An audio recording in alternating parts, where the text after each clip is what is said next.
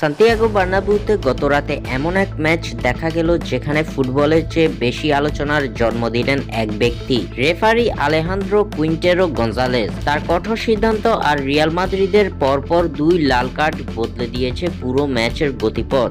Real মাদ্রিদের মাঠে 2-0 গোলের জয়ে বড় অঘটন ঘটিয়েছে সেল্টা ভিগো। দ্বিতীয়ার্ধে উইলট সুইটবার্গের জোড়া গোলে ম্যাচের ফলাফল নির্ধারণ করলেও সমর্থকদের আলোচনার কেন্দ্রবিন্দু ছিল রেফারির সিদ্ধান্ত, বিশেষ করে 2টি লাল কার্ড যা রিয়ালকে ম্যাচ থেকে কার্যত ছিটকে দেয়। 24 মিনিটে ইনজুরিতে পড়ে মাঠ ছাড়েন এডার মিলিতাও।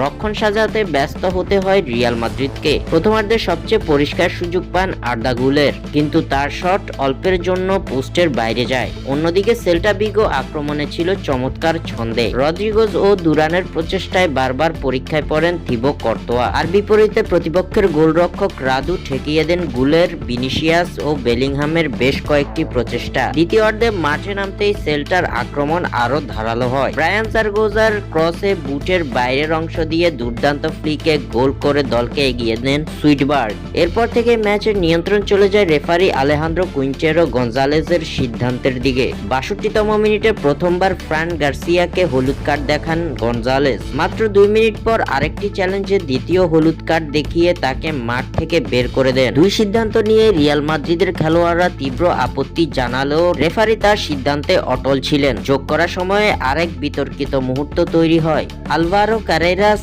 দ্রুত পরপর 2টি হলুদ কার্ড দেখে মাঠ ছাড়তে বাধ্য হন। তখনও রেফারি ছিলেন একইভাবে অনড়।